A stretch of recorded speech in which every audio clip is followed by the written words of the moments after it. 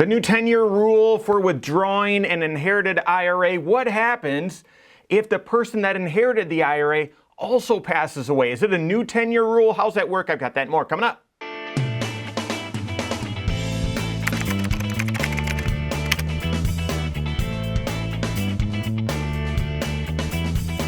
My name is Mike Bernard. I'm the host of the Wise Money Show. I'm also one of the certified financial planners right here at Korhorn Financial Group. Make sure you hit that subscribe button, turn on notifications, and smash that thumbs up button. Secure Act 1.0 was passed late in 2019, went into effect in 2020, and then we had COVID.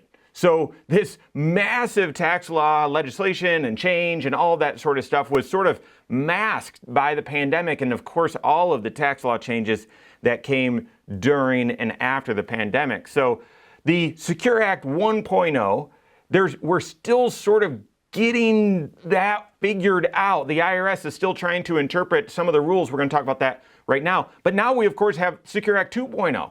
And even though we're still grappling with, well, how does Secure Act 1.0 work? Now we've got a whole nother set of tax law changes. But in the Secure Act 1.0, there were a few massive changes that impacts everyone's financial plan. And one of them was getting rid of what's called the stretch IRA and implementing something called the 10-year rule, okay? So how does that work?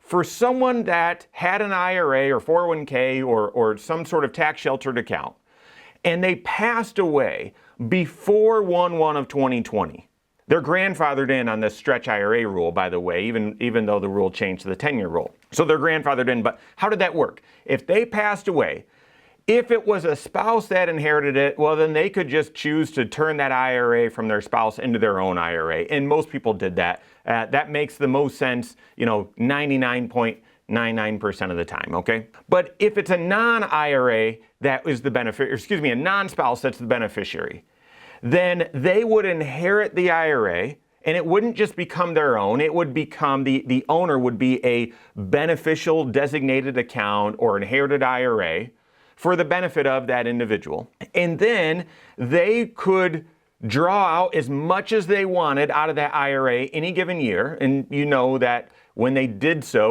so, that income or that withdrawal is reported as income on their tax return. But what if they said, I don't need any money, and I actually am in a high tax bracket right now, so I don't want to draw that much out?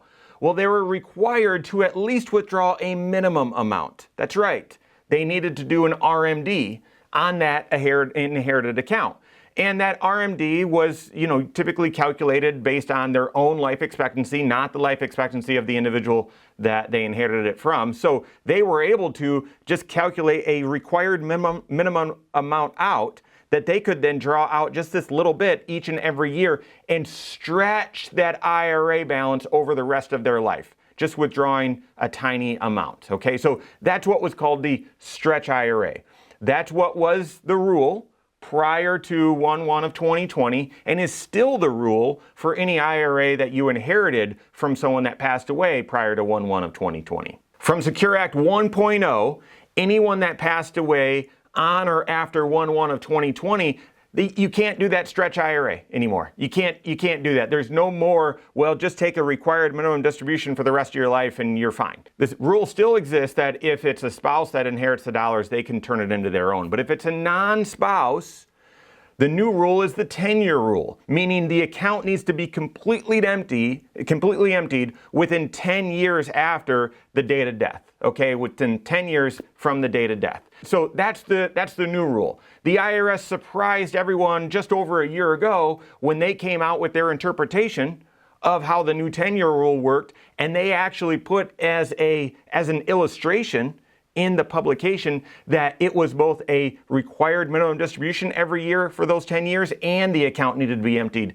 within 10 years. We're still waiting. We're still waiting on the IRS to officially determine what the interpretation is. I believe, at the time I'm recording this, they haven't told us yet, I believe what's going to happen is if the individual that passed away, if they were already surpassed their required beginning date, meaning they were already subject to required minimum distributions, and you inherit it, my guess is you're going to need to continue doing RMDs over those 10 years and have the account emptied within 10 years. If the person that you inherited the dollars from had not reached their required beginning date, meaning they hadn't started taking the RMDs yet, then you won't need to either, but you'll still have to have the account empty within 10 years. I believe that's going to be the interpretation. We don't know yet, but that's the difference between the stretch IRA, that old rule, and the new 10-year rule. All right, now, what happens if someone passes away, someone inherits the dollars, and they're working that 10-year rule, and then that person that inherited the dollars, they pass away as well, and you stand in line to be the beneficiary and inherit those dollars. So you inherited an inherited IRA.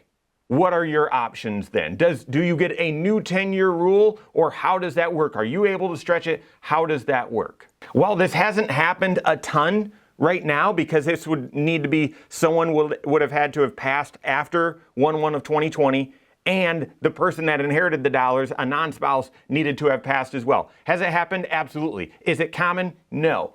Will it be more common? Yes, because the 10-year rule is not going away. That is the new law of the land for an inherited IRA. So while this is a unique occurrence right now, it's going to be a very common occurrence in the future, and you want to know how this works. For that situation, a new 10-year rule does not start. You would just continue the already existing 10-year rule that's set up. So here's how this would work and play out. An individual dies, they leave the dollars to, say, a sibling of theirs, okay, that's a similar age. And that sibling who's a similar age continues to, they've got a 10-year rule, they've got to withdraw the entire account, empty the entire account within 10 years, and 4 years goes by, and that person passes away. Well, that individual listed you as the beneficiary. So you inherit now that inherited IRA. They've already done 4 years of the 6 years. You can withdraw the entire account that year or the next year or whatever, but you've got to withdraw the entire account within those 6 years. The account, this is basically the rule that you need to follow. The entire account must be emptied within 10 years of the original owner's date of death. That's the rule. So it's not a new 10-year rule. It's not a change to the required minimum distribution, by the way. If the IRS does rule that you still need to do an RMD every single year within those 10 years, you wouldn't then, as the inheritor of the inherited IRA, you wouldn't recalculate a new RMD. My understanding is you would just take over the existing calculation of the RMD that was already started. We'll wait to see, obviously, as the IRS finalizes their interpretation. But the main point is a new 10-year rule wouldn't start where it's just potentially cascaded all the way out and stretched all the way out. No. It's the same 10-year rule. The account needs to be emptied within 10 years of the original owner's date of death.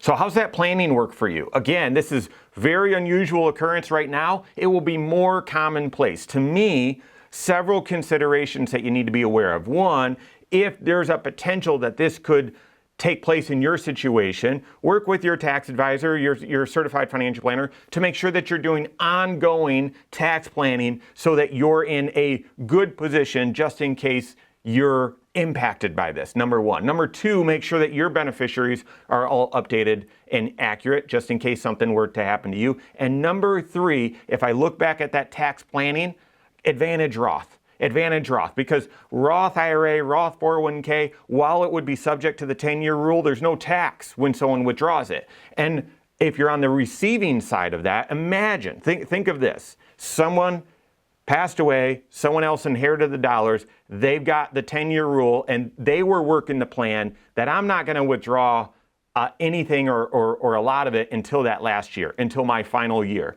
Well, what if they pass away after 9 years? And all of a sudden you inherit those dollars and there's no choice. You've got to withdraw all the dollars in that 1 year. Or just say if it's not that bad of luck, but you've got 2 years to withdraw, $200,000. Now, you'd be grateful to have received the inheritance, but a lot of that would be going to Uncle Sam because of the taxes. But if it's a Roth IRA, then the taxes have been paid up front. All the growth and compound interest, all that sort of stuff would be tax-free. You'd simply just need to withdraw those dollars and no longer receive that tax deferred and tax-free treatment, but it wouldn't be taxable to you. So advantage Roth in that situation. The main point is be doing comprehensive financial planning, and as part of that, proactive tax planning. If you don't have a CFP on your team, you can contact one on my team. Find us online, Korhorn.com. That's Korhorn with K. WiseMoneyShow.com. You can find us there as well, or give us a call, 574-247-5898.